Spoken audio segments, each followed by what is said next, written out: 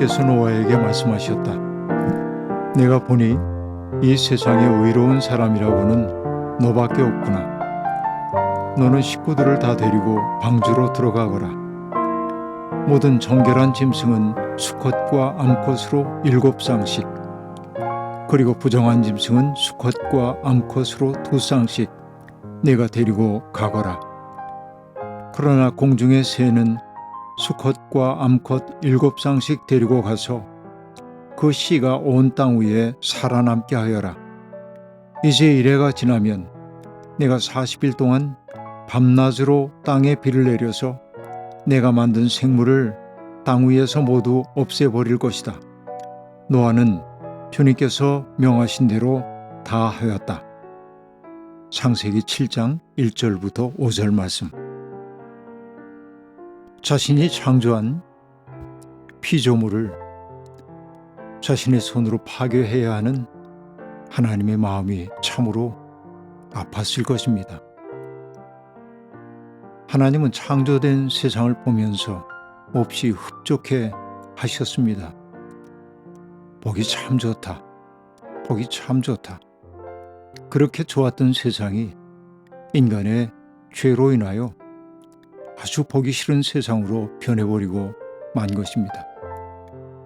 오죽하면 당신의 걸작품으로 만들었던 인간이 만들어낸 이 파괴의 현장을 바라보면서 하나님이 인간을 만드신 것을 후회했다고 이야기하겠습니까? 따지고 보면 창조주와 피조물의 딜레마는 언제나 우리의 삶의 근간을 뒤흔들 때가 많이 있습니다. 피노키오 이야기도 그렇죠. 시장에 굴러다니던 나무 토막을 가지고 피노키오를 만들지만 얼마나 애정을 쏟았습니까? 그러나 피노키오가 온갖 말썽을 부려서 제페토 영감 그 마음을 아프게 만들었던 거 우리들이 압니다. 프랑켄슈타인 역시 마찬가지입니다. 인간의 과학 지식을 가지고 만들었던 그 존재가 오히려 인간을 파괴하게 되는 현실을 소설가들은 여실하게 그렇게 보여주고 있습니다. 소설뿐이겠습니까? 우리의 자녀들 또한 부모들에게 기쁨일 때도 있지만은 마음에 큰 고통을 안겨줄 때도 있는 것 보면 창조주와 피조물의 딜레마는 영원히 풀기 어려운 숙제인지도 모르겠습니다. 오늘의 과학기술을 보아도 똑같습니다. 과학기술은 우리에게 편리함을 안겨주기도 하지만 인간을 파괴할 수 있는 가능성이 점점 더 커가고 있음을 역설적으로 보여주고 있기도 합니다. 모든 피조물 속에 깃들여 있는 악의 가능성이 있음을 우리는 두렵게 자각하지 않을 수 없습니다. 인간이 유한하기 때문에 그렇습니다. 그동안 여러 차례의 핵발전소가 파괴되는 그런 일이 있었습니다만 핵은 안전하다고 많은 사람들이 말하지만 그러나 핵을 다루는 사람들의 사소한 실수가 돌이킬 수 없는 재앙으로 만들어졌던 것을 우리가 역사 속에서 반복하여 보게 되는 것이죠. 우리가 만들었던 것이 오히려 우리를 위협하는 역설적 상황 말입니다. 이것이 우리의 고통 가운데 하나입니다. 하나님은 그래서 당신이 만들었던 세상, 인간만이 아니라 세상에 있는 짐승까지도 다 멸절시키고 새로운 역사를 시작하기로 마음을 먹으셨습니다. 그러나 그렇다고 그 모든 존재들을 다 없애버리신 것은 아닙니다. 희망의 씨는 언제나 남겨두시는 분이 하나님입니다. 씨앗이라고 하는 것, 이것처럼 거룩한 것이 어디에 있겠습니까? 함석헌 선생님은 씨알이라고 하는 표현을 하고 있지만 그 씨알 속에는 옹근 생명이 담겨 있습니다. 생명의 가능성이 그 속에 온축되어 있는 말이 씨알이라고 볼 수 있겠죠. 역사 속에도 그런 사람들이 있습니다. 하나님이 바라보시니까 온 세상이 폭력과 부패로 가득 차 있었지만 노아만큼은 의로운 사람이었다고 말합니다. 그렇기 때문인지 노아와 그의 가족들도 하나님 보시기에는 아름다운 사람들로 보였습니다. 어느 시대든 그렇습니다. 사람은 자기 부모를 닮기도 하지만은 자기 시대를 닮게 마련입니다. 어느 누구도 자기 시대를 한껏 뛰어넘을 수는 없을 겁니다. 그러나 한 시대를 살아가면서도 자기의 시대 정신을 거스르며 사는 사람들도 있는 것이죠. 믿음이라고 하는 것은 어쩌면 그런지도 모르겠습니다. 주류 세계가 만들어 놓은 가치 질서, 거기에 그저 끌려 들어가서 속절없이 흘러내리는 것 아니라 그 물살을 거슬러 오르며 더 근원적인 생명에 잇대려고 하는 사람들은 어디에나 있고, 바로 그들이 새로운 역사의 씨앗 혹은 씨알 단초라고 얘기할 수 있을 겁니다.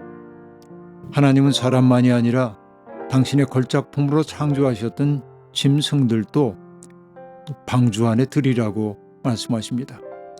정결한 짐승 수컷, 암컷 각각 7쌍씩, 그리고 놀라운 것은 부정한 짐승도 수컷과 암컷으로 2쌍씩을 방주 안에 들이라고 말합니다. 방주 안에는 부정한 것, 싫어서는 안 된다고 말씀하시지 않습니다. 제의에 의해서 부정한 짐승으로 여겨지는 짐승조차도 하나님은 귀히 여기고 있음을 이 사태는 우리에게 보여주고 있습니다. 물론 여기엔 차등을 두고 있음을 알 수 있습니다. 똑같이 창세기 7장에 나오는 14절과 15절에 보면 모든 짐승이 둘씩 방주로 들어갔다는 표현이 나옵니다. 이것은 서로 탄생한 맥락이 다르기 때문에 이렇게 두 가지로 나온다고 볼 수 있겠습니다. 아무튼 하나님은 희망의 씨를 남겨두셨고 노아에게 말씀하셨습니다. 이래가 지나면 40일 동안 비가 내려서 내가 만든 생물을 땅 위에서 모두 없애버릴 것이라고 말입니다. 노아는 주님께서 명하신 대로 다 하였습니다. 한마디로 순종의 챔피언이라고 말할 만합니다. 하지만 그렇게 믿음 좋은 그에게 조금 시비를 걸고 싶은 마음이 드는 것도 사실입니다. 노아는 과연 하나님 앞에 나서서 세상이 죄로 얼룩져 있긴 하지만 한 번만 더 기회를 주실 수 있겠냐고 청할 수는 없었을까? 그는 다른 사람들을 위해 하나님 앞에 중보하지 않았던 것 아닌가 생각해 봅니다. 아브라함은 소돔성을 멸망시키려 가는 하나님과 그의 사자들을 바라보면서 의로운 사람을 죄인과 함께 죽게 하는 것이 하나님의 정의에 합당하냐고 물으면서 소돔성 사람들의 구명을 위해 노력했던 것을 우리가 압니다. 노아는 그런 모습을 보여주지는 않았습니다. 이것이 안타까움이기도 합니다. 사람은 타자에 대한 책임을 통하여서 더 성숙한 사람이 되기 때문에 그렇습니다. 그는 순종의 본을 보여주긴 했지만은 누군가를 위해 자기를 위험 속으로 내놓지는 않았던 것 같습니다. 그리고 마침내 홍수가 찾아왔습니다. 그가 600살 되는 해 둘째 달 11의 날에 홍수가 지구를 덮치게 되었고, 그날을 7장 11절과 12절은 이렇게 말하고 있습니다.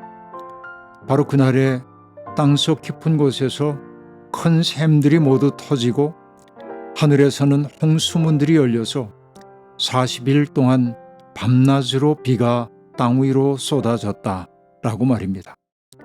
그런데 바로 여기 땅속 깊은 곳에 있는 큰 샘, 하늘에 있는 홍수문 열려서 비가 땅 위로 쏟아졌다고 하는 이 얘기는 하나님께서 창조하실 때 지구상의 물들을 모아가지고 공창을 그 사이에 집어넣어서 그것을 들어올려서 하늘 위의 물과 땅 아래의 물로 구별을 해놓으셨는데, 땅속 깊은 곳의 샘들이 터져 나오고 하늘의 홍수문이 열림으로 말미암아 다시 세상이 혼돈으로 들어가고 있음을 보여주고 있습니다. 하나님은 질서를 창조하시지만은 인간은 죄를 통하여 질서를 혼돈으로 만들어갑니다. 이것이 인간됨의 부끄러움입니다. 오늘 우리는 혼돈을 만드는 사람입니까? 아니면은 질서를 만드는 사람입니까? 질서라고 해서 기존의 것들에 무조건 순복해야 한다는 말이 아닙니다. 하나님이 만들어 놓으신 창조의 질서에 맞게 사랑하며 살고 있냐는 질문입니다. 하나님, 우리를 불쌍히 여겨 주십시오. 불안과 두려움이 우리 멱살을 잡아 바닥도 없는 시면으로 내던지는 것 같은 나날입니다. 하나님은 질서를 만드셨지만 우리는 혼돈을 빚으며 삽니다. 하나님은 아름다움을 창조하셨지만 우리는 세상을 추하게 변형시키고 있습니다. 이제라도 돌이켜 하나님의 뜻을 구하며 살고 싶습니다. 우리 속에 하늘의 숨을 불어넣으시어 하나님의 꿈을 품고 살게 해주십시오. 그 고운 꿈이 우리를 지탱하는 든든한 인생의 기둥임을 잊지 않게 해주십시오. 아멘.